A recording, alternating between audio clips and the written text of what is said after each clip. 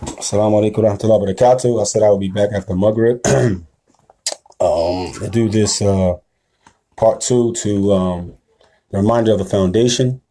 And basically, this is just a reminder for everybody out there giving da'wah and everybody out there doing anything that may be any positive thing that you're doing, reminding that we have to establish this upon Tawheed.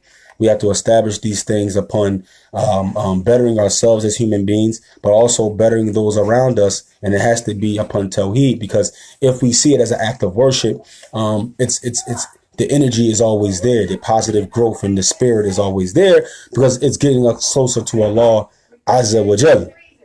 And so that's very important, that we have to continue to get close to Allah through anything that we're doing. And one of the things I would like to say to some of the things that I know that's going on right now, I know that in Philly right now, my co-host of the night shift, Abu Zaid, those brothers are doing a lot right now. I'm far, I can't be there, but I definitely make dua for them. I definitely try to support them. Me and my wife, we send what we can, and we're not going to say our good deeds and things like that.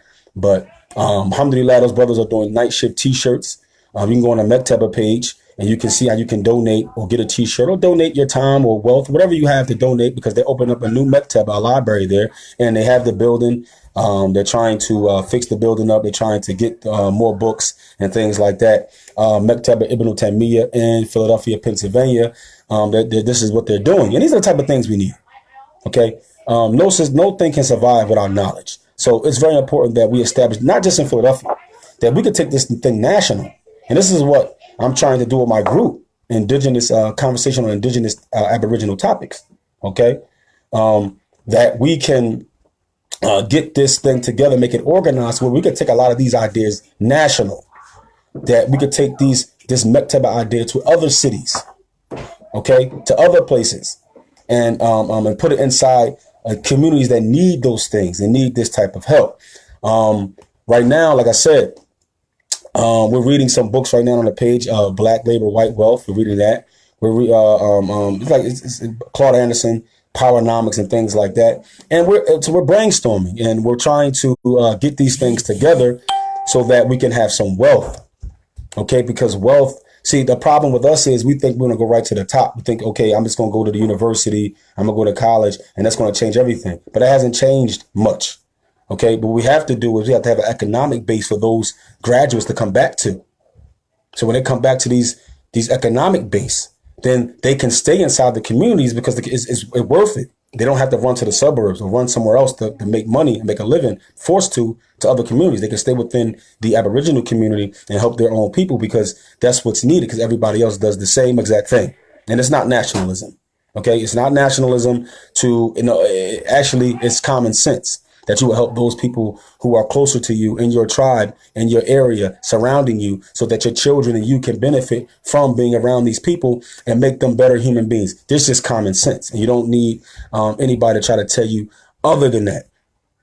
So don't be afraid of people trying to say that it's nationalism on minbars and things like that, when they're foreigners from Britain and they're foreigners who don't know our plight, who don't care really, or not concerned about it really. But so they tell you that it's nationalism to do these types of things. And it's kind of like a slap in the face to my grandmother, my great grandmother Nan, who were basically forced to not speak their language anymore, forced to out of their Indian ancestral homelands, their Blackfoot reservations, and they were forced away from these things and forced not to teach us our culture and our heritage. Okay, they were forced and killed and hung from trees and things like that. And then these people come here and they're foreigners and immigrants here, and they tell us we shouldn't care about our own people. This is a slap in the face. And for the Aboriginal man to accept this from people like that, this is actually cowardness and being a coward. And we got to be better than that and stand up and say, hey, I don't care if you want a minbar, don't talk like that, or we'll throw you out of here. But anyway, this hadith that we're going to start, and like I said, we're just reminding people that whatever we're doing, whether it's group economics, whether it's opening libraries, whatever we may be doing in these communities that are needed of it, the Aboriginal communities, which are reservations, that's what they are. Okay. And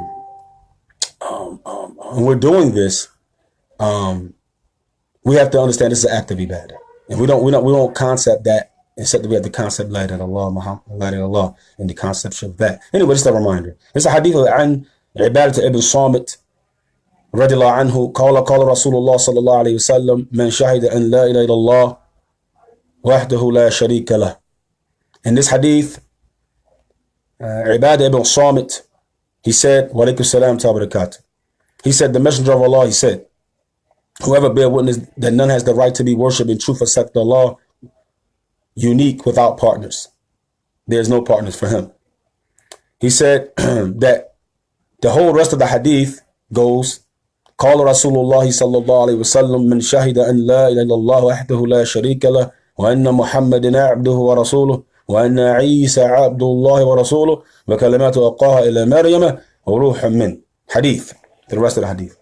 And he says, the Prophet ﷺ, he said, whoever bear witness that none has the right to be worshipped except Allah, unique without any partner, and that Muhammad ibn Abdullah sallallahu alaihi wasallam is his slave and messenger, and that Isa alayhi salatu salam is his slave and messenger, and a word that was given to Maryam, and a spirit from him, a soul that Allah created.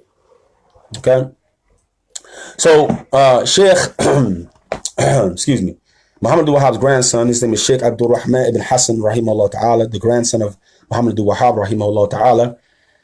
He starts off by saying, he said, من شهد لا ريب أن شهادة لا تكون شهادة إلا إذا كان عن العلم يقين وصدق. He says that this thing, when he says من شهد, bear witness to, he said there is no doubt that bearing witness to something or affirming something cannot be except upon knowledge, certain knowledge and truthfulness. Okay, so this goes to show you that the first thing we have to begin with everything that we do has to be based on this letter of the law and knowledge. It has to be based on la ilaha illallah and ilm. So we don't start any movements, any type of help for anybody, except that we base it on la ilaha illallah, and we have to have knowledge of la ilaha illallah and the thing that we're calling them to, and whether it's economics and all of that type of stuff. We need ilm, we need knowledge. And the only way to uplift people is to give them the certain knowledge of who they are as spiritual beings. And that's Muslims and human beings that made a contract with their Lord to worship him alone. When he said, Alastu bi rabbikum, he said, am I not your Lord? Qalu bala. And they affirmed it. They said, yes.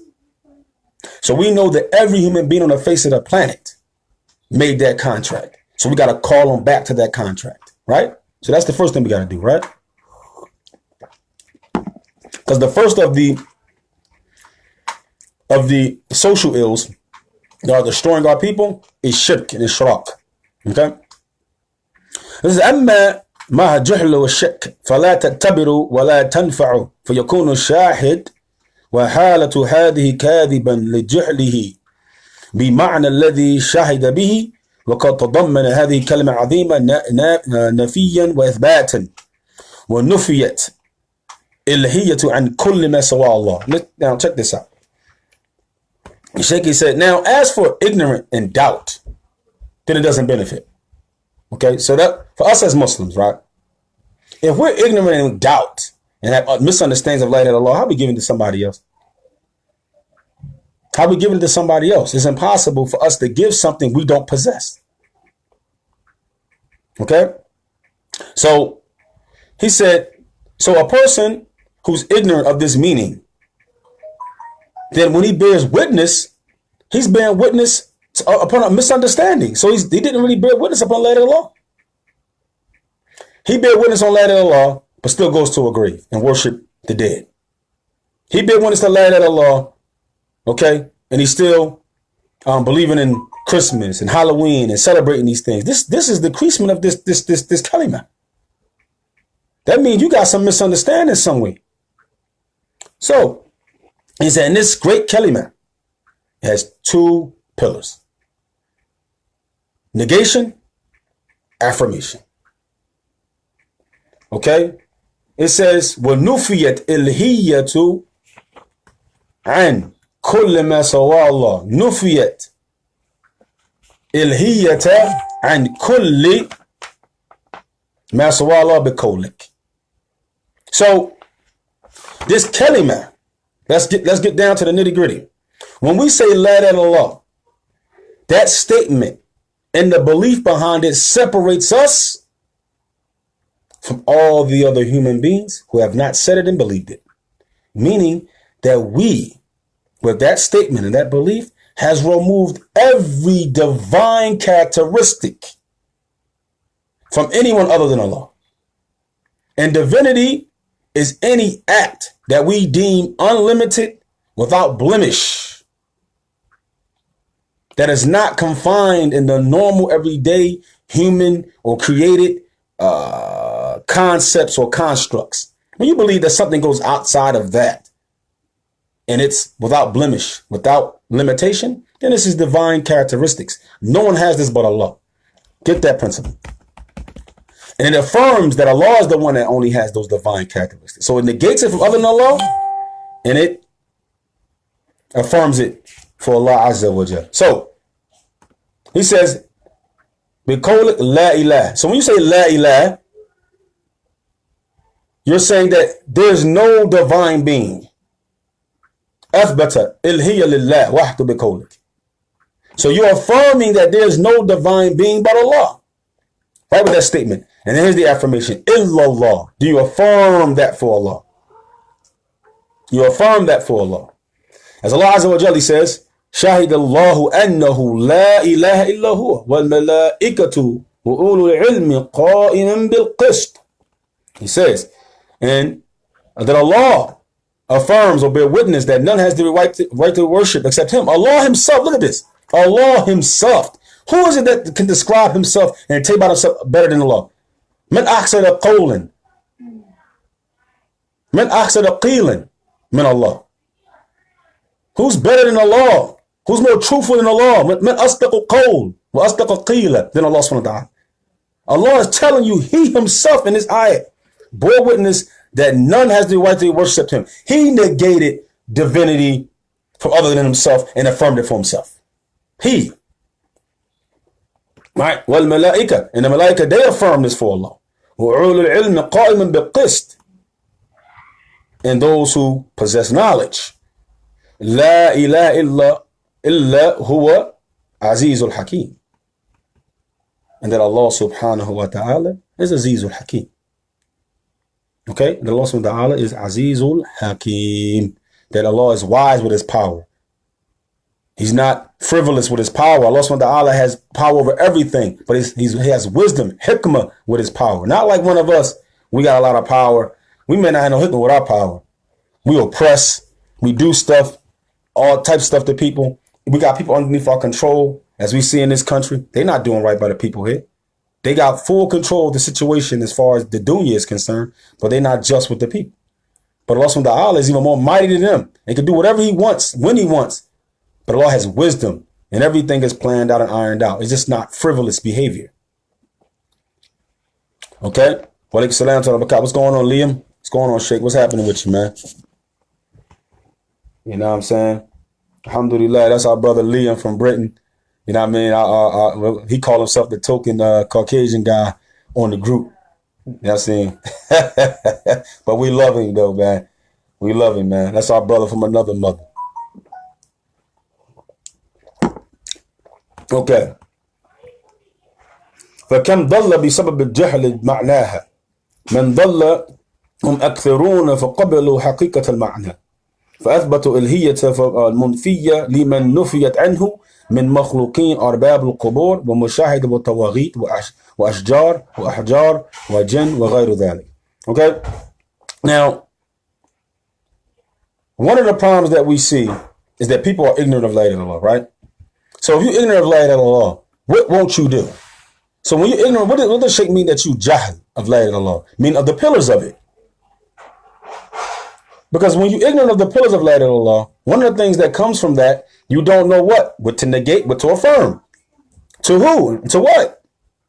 You understand? So if you're ignorant of Nafi wa Ithbat, one of the things you're going to fall into, you're going to start worshiping other than Allah Azza wa Jal, and you won't know what worship is. And you'll make statements like we're not worshiping them, we're only using them to get close to Allah. Because you don't understand this thing about negating divinity. Because the only reason that you're praying to anyone in the grave لماذا أنتم تعبدون القبور؟ ليه يعني؟ ليه؟ لكي يدعوهم للنفع ويخافوا من الضر. The only reason that you call upon the people in the grave is because you want some good from them and you want to ward off a harm. So what Shaitan has tricked you into believing that they have made them a vehicle, just like righteous deeds, just like using Allah's names and attributes, just like asking somebody who's righteous alive to make dua for you. You've made that a fourth way to get close to Allah. But the problem is the same actions and the same concept of divinity that you're using on Allah, you're applying it to the one in the grave. This goes against the two pillars of La ilaha illallah. Nafi wa ithbat. Because you're affirming divine quality of some other than Allah and you're not negating it from them. So you went against the two pillars of La ilaha illallah that hold it up. And without one of these pillars, there's no way you could be a Muslim and there's no way you can establish Tawheed. Okay? So, and he mentioned from the Tawaghit, like those who worship the graves, people worship trees, people worship the rocks and the jinn. All of this is considered what? Tawaghit. Okay? واتخذوا ذلك دينا شبحوا وزخروا واتخذوا توحيد البدع وانكروه وعلى من دعاهم إليه فلم يعرفوا منها ما عرف أهل الجاهلية من كفار قريش ونحوهم. This is important. فإنهم عرفوا معناها وانكروا ما دلت عليه من الإخلاص كما قال تعالى ويقولون إنا لتاركوا آليتنا لشاعر مجنون.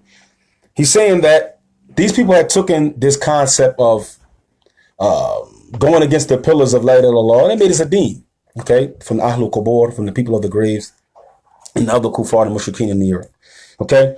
And what they have done is that this has been made beautified to them, right? And they have taken Tawheed as a bid'ah, okay. They'll say stuff like, oh, if you don't go to these graves, then you're disrespecting the awliya. If you don't go to these graves, you're disrespecting the family of the Prophet alayhi salatu salam. You understand what I'm saying? So the reality of all of this is the ignorance of the meaning of La ilaha illallah. And they think that coming and saying now that that's shirk and kufr is the bid'ah. But what they're doing is the bid'ah. This is how Shaitan reverses things and plays around. Okay? So he says, and then they go against the one calling them to it, they stand against. They say, man, get out of here. We ain't trying to hear that. You tripping.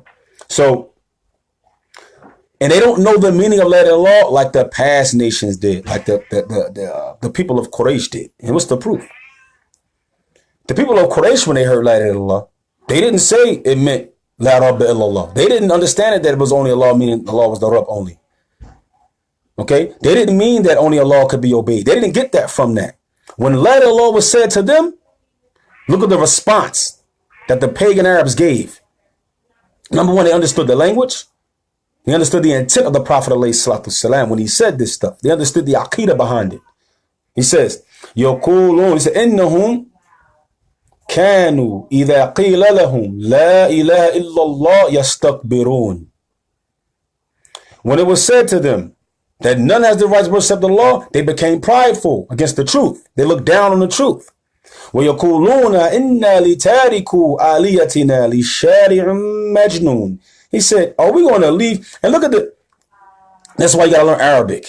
Look at the wording that Allah, he said, Inna li tariku. Oh, that's emphasis. That goes to show you their disdain. When Allah says, yastakbirun, then after that, Allah showed you the emphasis of what is that istikbar here. Linguistically, he said, Inna li tariku. That's emphasis upon emphasis. That's letting you know, it's basically saying in English, man, I just ain't trying to hear none of that. I ain't trying to hear it. I don't want to hear it. Back up. That's basically what that is. That's like, man, you ain't trying to hear none of it. You don't got no rap. I'm putting it in our terms. Alihatina. They ain't trying to lead their gods. And they showed them what? It said, Alihatina. Look at that. Why they say that? Our gods. Because they understood that La ilaha illallah meant that They have to negate all divine qualities from those false gods. And when you do that, they don't deserve to be worshipped at that point. And you have to only affirm it for Allah. The Arabs understood it. They understood it, but people today are Muslims and don't understand this. And this is what we got to get back to. Okay? So we got to get back to. And this is what we got to call our people to. You in these Aborigine communities, get out there and call these people to that right there. If you can't always say it in words, say it in actions. Okay? Because La ilaha illallah just ain't about talking. It's about actions. That's from our belief. Statement of the tongue, belief in the heart, action of the limbs. Let's get to work. We got people that need dawah. We got people that need economic reform. We got people that need social change. We got people that need spiritual uplifting. Let's get out there and get some work done. Let's get out there and get some work done. We should be the face of all the positive movements in the Aborigine community. We should be. Not the FOI, not the church, not Jesse Jackson, not Al Sharp, none of these slick back pass, none of them. Not none of these Boule members, none of these fake black leaders, none of them. It should be us, Ahlul Sunnah. People of Sunnah should be out there. So anyway, وَمُشْرِكُونَ مِنْ أَوَاخِرِ هَذِهِ الْأُمَّةِ. Right? Oh, so he says, ما أنكروا أولئك على من دعاهم إلى ترك عبادة وما كانوا يعبدون من دون الله من القبور والمشاهد والطواغيت ونحوها فأولئك عرفوا هذا معنى أنكروه هؤلاء جهلوا هذا معنى أنكروه. He said one of the things we understand is that if you look at the people of the later of this ummah now, this is 200 years ago maybe, but we can still apply this to now. We look at people today or back then, when you call them away from worshiping their false deities and stuff like that, from their tawaghit, they went against it. Okay, so for example, when you call a Sufi or a Shi'i away from worshiping graves, he doesn't want to hear you based upon ignorance. He don't understand the meaning of La ilaha illallah. But when the Quraysh went against it, they went based upon, now they understood the meaning and then didn't believe it. That's the difference. So he says, La ilaha illallah huwa yad'u ma'allahi ghayruhu. So he says, when somebody says, from these people today, Muslims today, when they say this statement of La ilaha illallah, you'll find them say that and still go to a grave. I've seen it. In Egypt, I've seen guys say La ilaha illallah and they say, yeah, Badawi. I seen dudes say La ilaha illallah and tell me he gonna ask Badawi to help me find an apartment.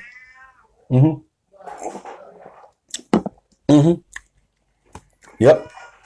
Sure did. I watched masters that call the Adhan, got La ilaha illallah in the Adhan. You got a grave in the masjid. Let's keep it real. Let's keep it real. Okay. It says, قال ابن القيم رحمه الله تعالى وغيره إله هو الذي تألهه قلوب محبة وإجلالا.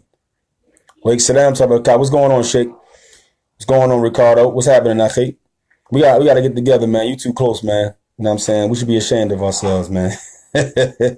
وإنابة وإكراما وتعظيما وذلا وخضوعا وخوفا ورجاعا وتوكلا. He says that Ilah is the one that is divine, that the hearts accept as being divine. Your heart is attached to this divine being upon love, veneration, repentance, right? Submission, glorification, okay? Submitting yourself to, being lowly in front of, fearing him, having hope in him and trusting him. This is a God. But why did he mention divinity here? Because having all of that, divinity has to be the foundation of it. It's the foundation of it. So divinity is the foundation of all of this stuff. Because you don't do any of this for anything you don't believe is divine. Okay? Okay? Because something that's not divine, I know I can get away from you. You want to harm me? I put my dukes up. We can, I can defend myself. I'm not afraid of nothing that's not divine. Even if I'm afraid, I know I can hurt you or I can hurt that animal. I can get out of the situation. But something that's divine, that you believe is divine, you don't believe you can get out of the situation except doing what? doing acts of obedience towards it so it can be pleased with you and doesn't harm you. That's the only way out of something you believe is divine. This is why actions derive from that belief.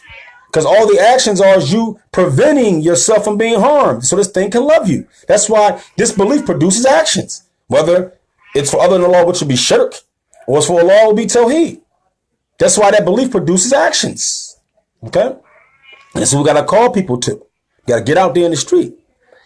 And so that is basically that. You know what I'm saying? It's not really too much. They're basically saying, basically saying the same thing. But I just want to touch on something else. Inshallah, not going too long.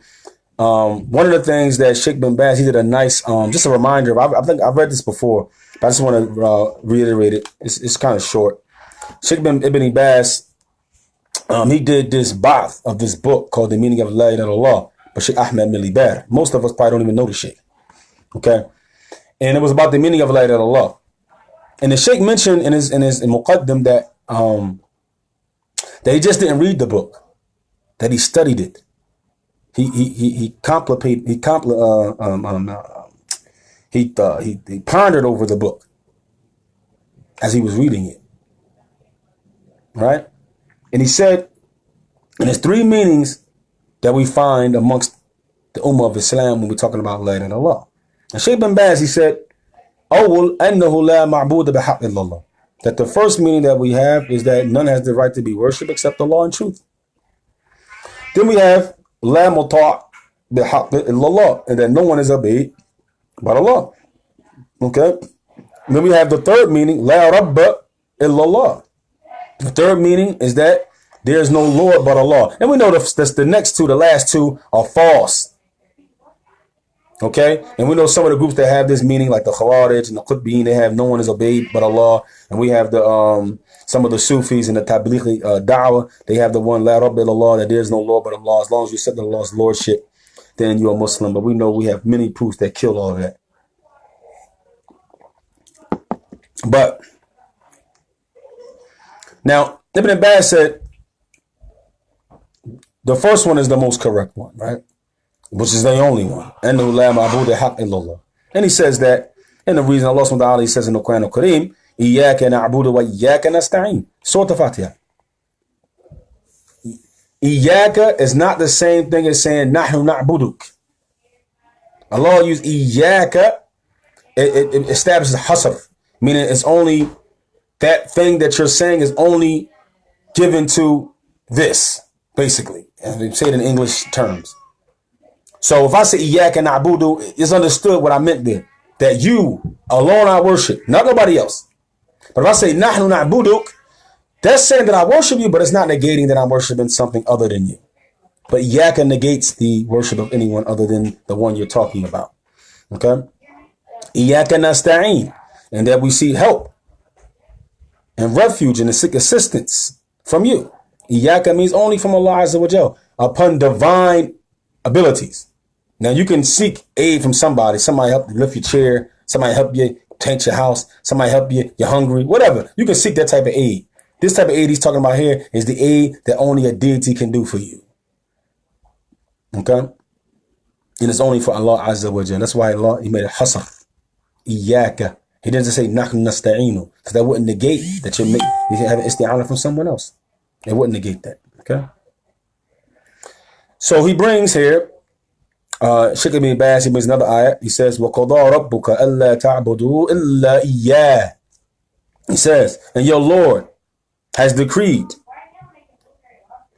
that your Lord, that you only worship him. Iyahu. Again, hasr.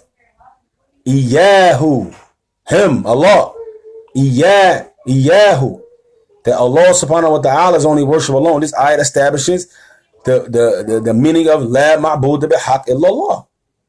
That Allah himself has decreed, made law, universal law, legislated. Some people obey and some people don't. So he also, this is Surah Al-Isra, verse 22.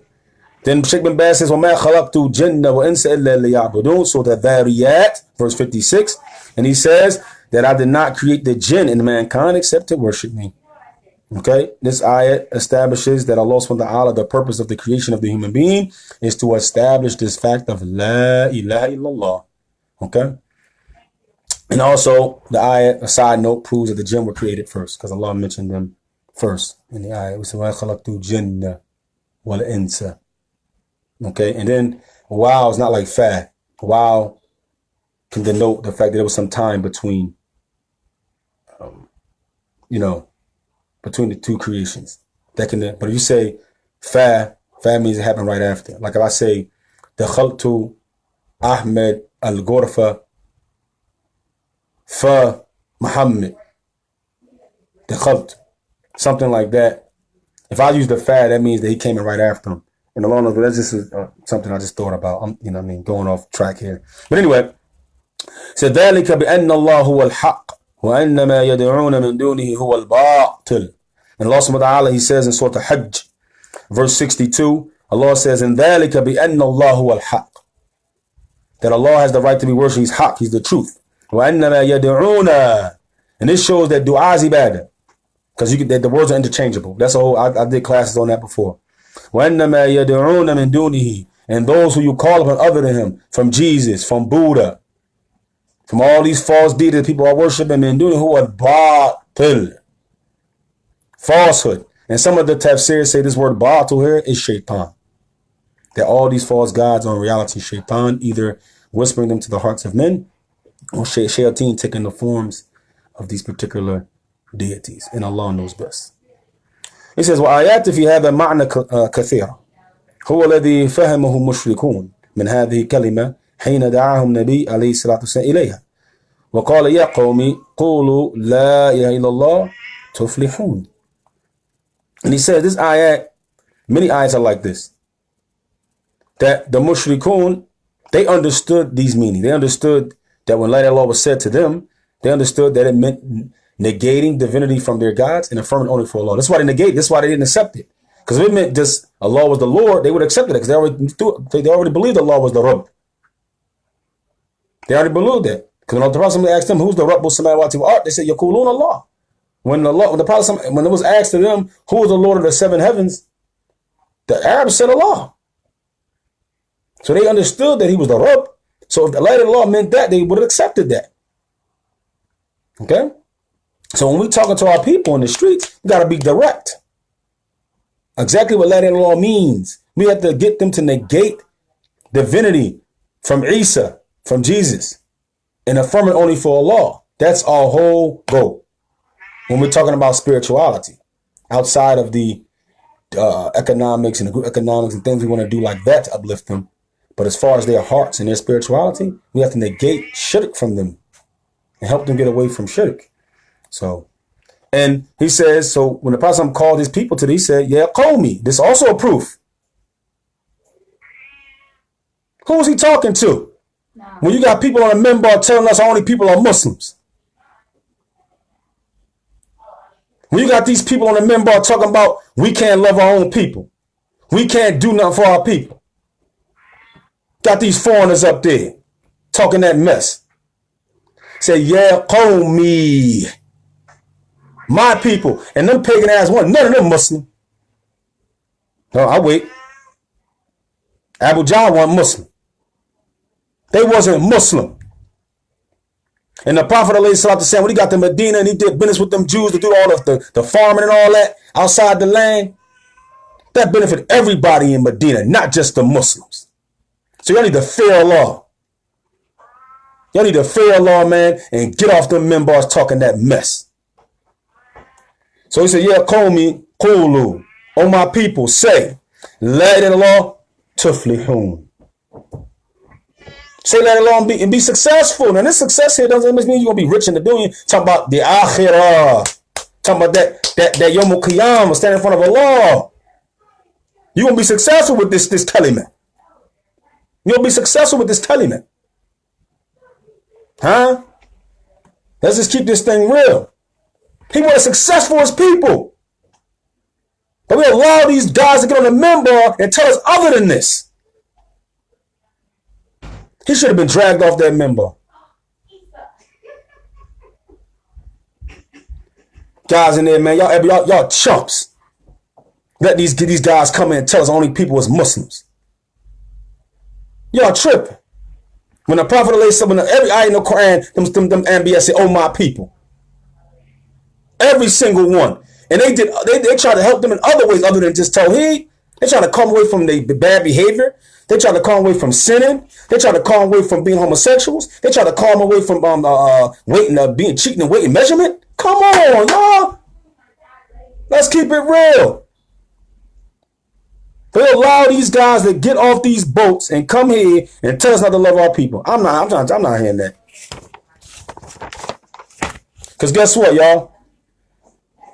We under fire. They can leave anytime they want.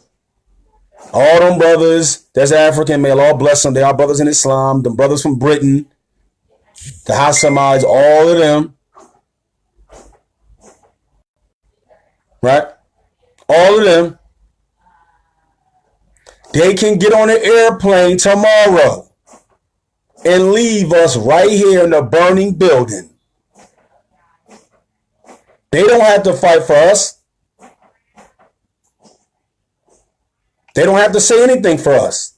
You know why? Because if it get a little bit too warm for them, it's the thing called a plane ticket. And they're gone. Anyway.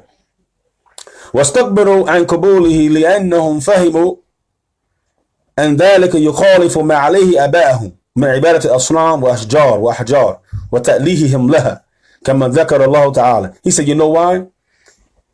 They didn't accept later law, the pagan Arabs. They didn't accept it. Why? Because they understood that the meaning went against the meaning. It differed with what their forefathers were from worshiping idols, from the trees and the rocks and other than that, because they made them divine. So when they heard La ilaha illallah, they knew it meant negating divine characteristics from their gods. And if you negate divine characteristics from anything, it does not deserve to be worshipped. The Arabs understood that. Why don't we? Why don't we?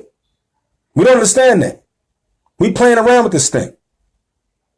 Okay? So in Allah subhanahu wa ta'ala, this is an ayah that establishes this.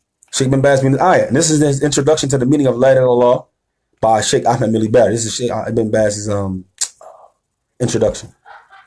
So he says, Ajibu and ja'ahum mundirun minhum. He said, and they are astonished and amazed that a warner has come from amongst them.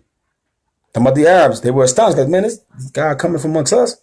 وَقَالَ الْكَافِرُونَ, and the disbelievers said, هَذَا سَاحِرٌ كَذَّابٌ, and they say he's a liar and a magician.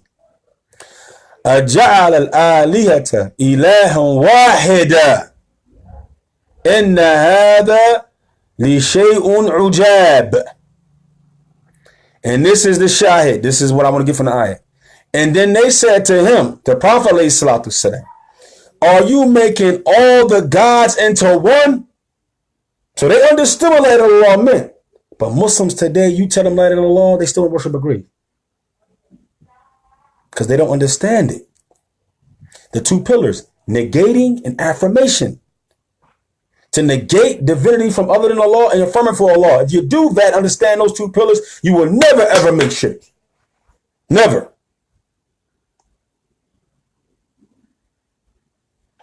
May Allah save us from shirk. And they said, this is a strange thing. They weren't trying to hear it. They understood what it meant. They ain't giving up their money. All of a sudden, they're going to stop saying them gods that can't be worshipped. They was making money off Mecca. People was coming in from all over the world. All over the area, selling and buying. When they came to pray to them stones, they were coming there trading, and the Quraysh was getting paid. The Quraysh was getting paid.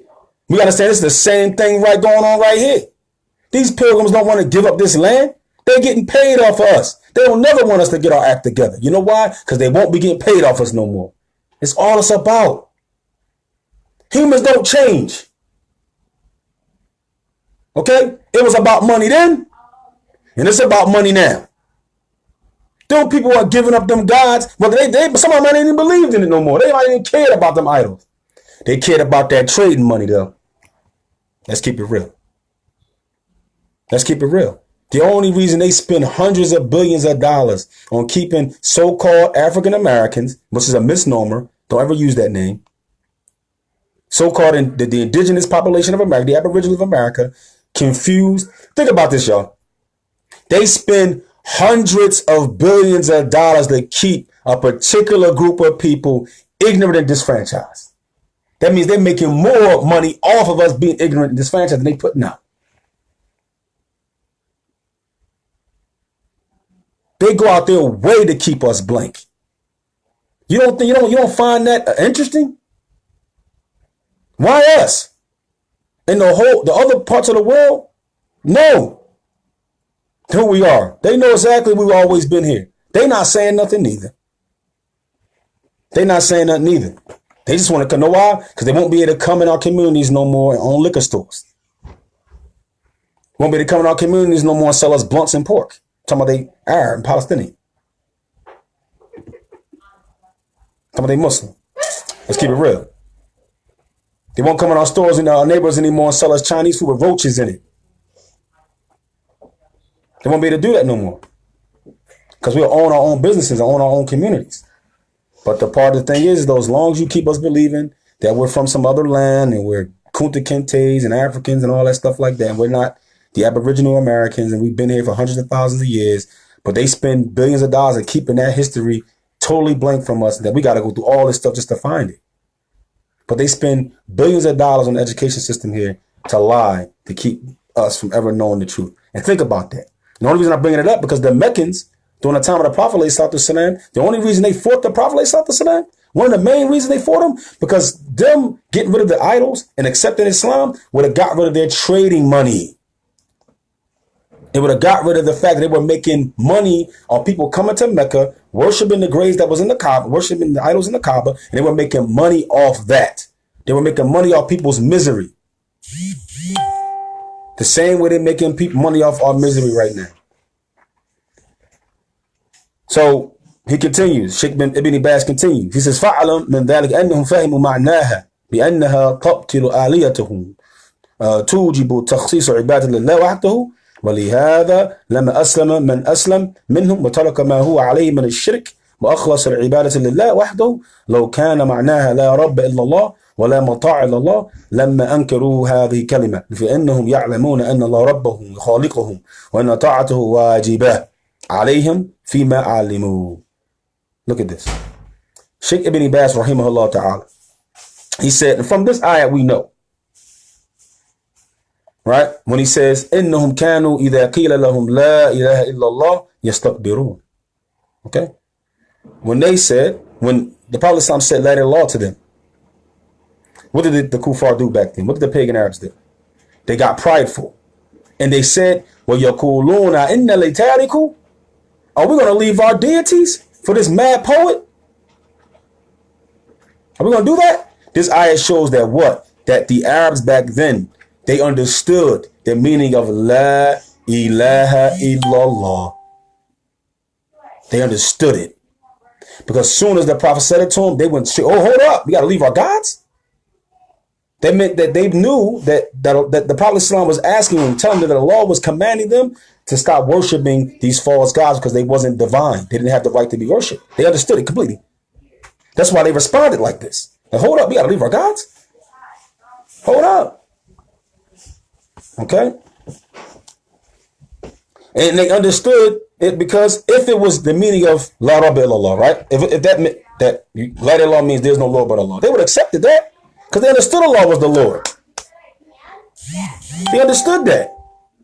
They understood that Allah was their Lord. Because every mushrik religion has demigods. It has a god set up.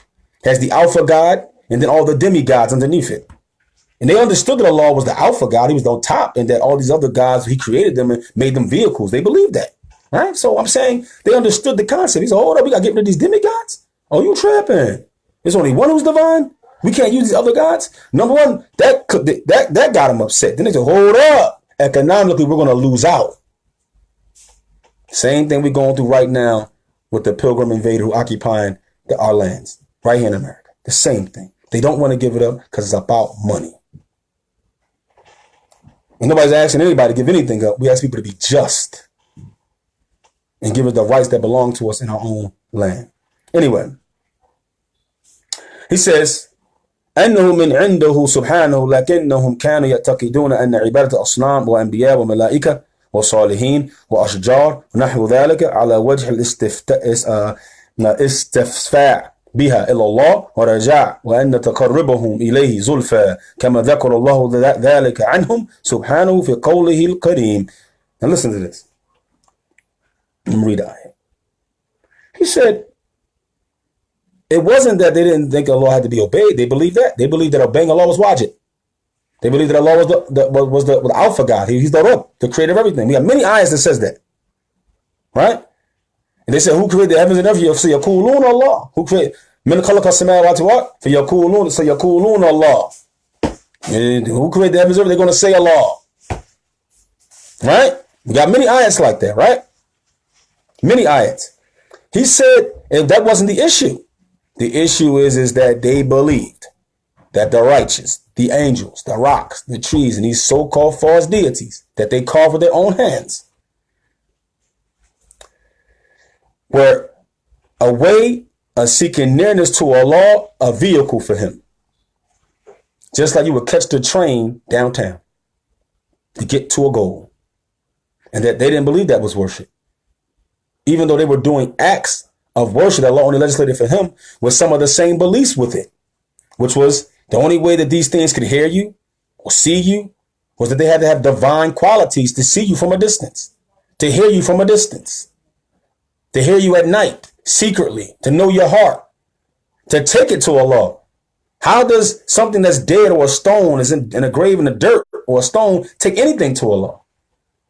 You have to believe that there's something spiritual, there's something supernatural, or something divine going on. There's some divine communication going on. There's something beyond human capability going on, or created capabilities going on. That right there is giving some divine quality that only belongs to Allah Azza wa Jal. So he says,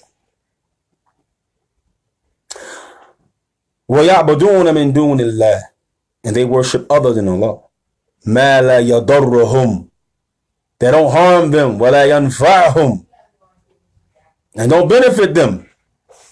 وَيَقُولُونَ هَؤُلَاءِ شُفَعَاؤُنَا عِنْدَ اللَّهِ, they only say, hey, these are just our intercessors with Allah. That's all they say. Don't they say that about Christ? Oh, you can't get to the Father except through the Son. It's the same concept, y'all. Same concept. Shirk not changing. Mushrikeen ain't changing. This Aqidah not changing.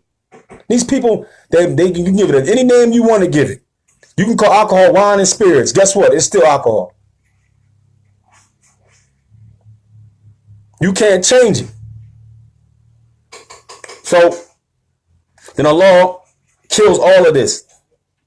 When he says, قُلْ أَتُنَبِّعُونَ اللَّهَ بِمَا لَا يَعْلَمُ فِي السَّمَاوَاتِ وَلَا فِي الْأَرْضِ سُبْحَانَهُ وَتَعَالَى عَمَّا يُشْرِكُونَ. This is this ayah.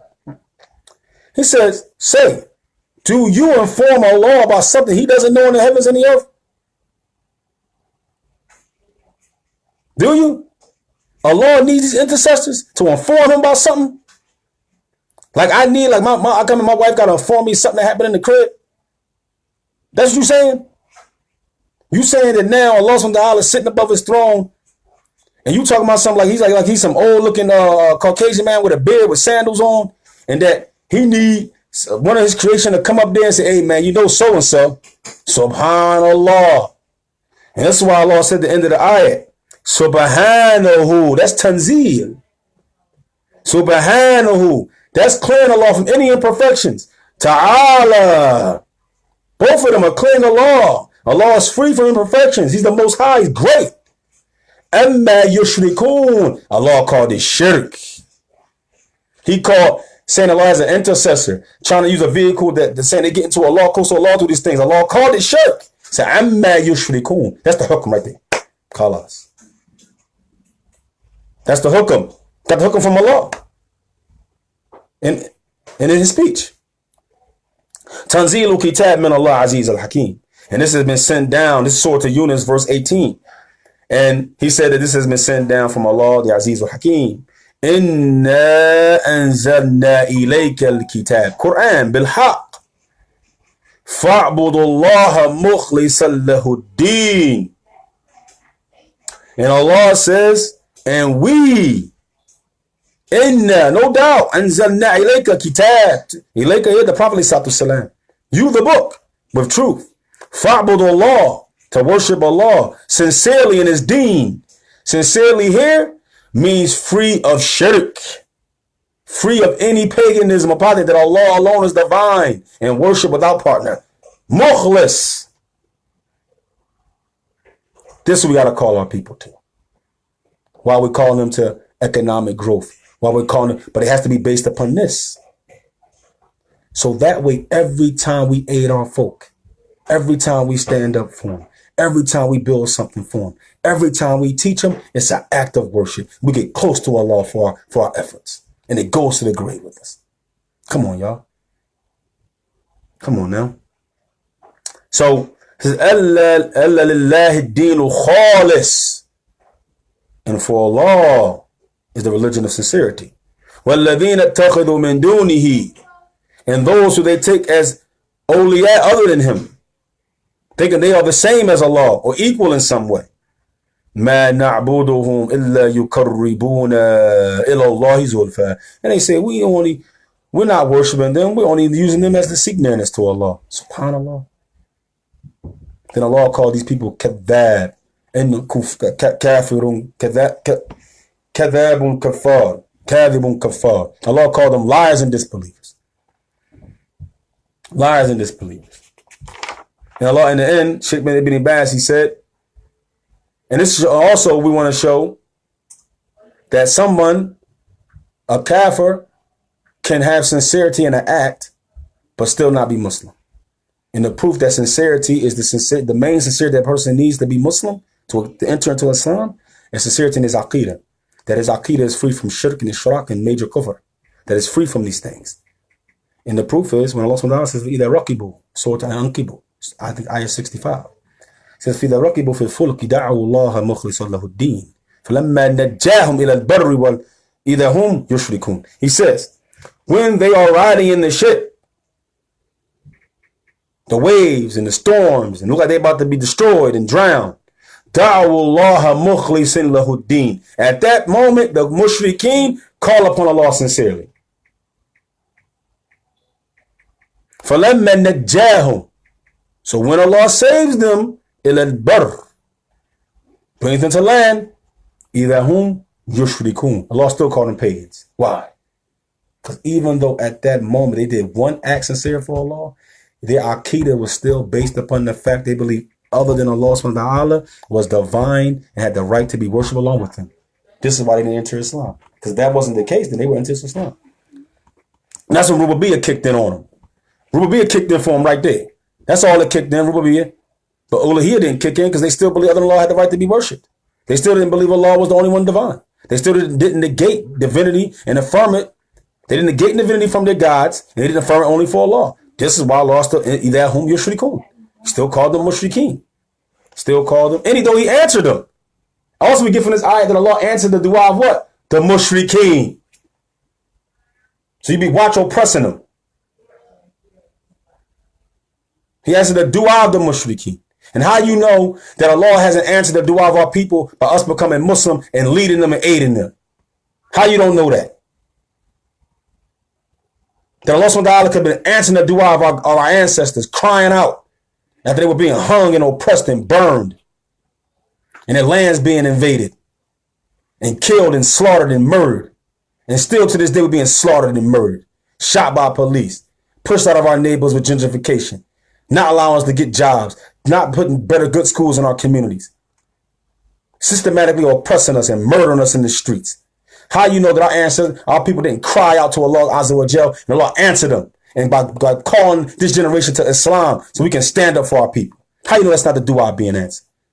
When Allah in Surah An-Nisa, when the people cried out, bring somebody from amongst the towns to stand up for us.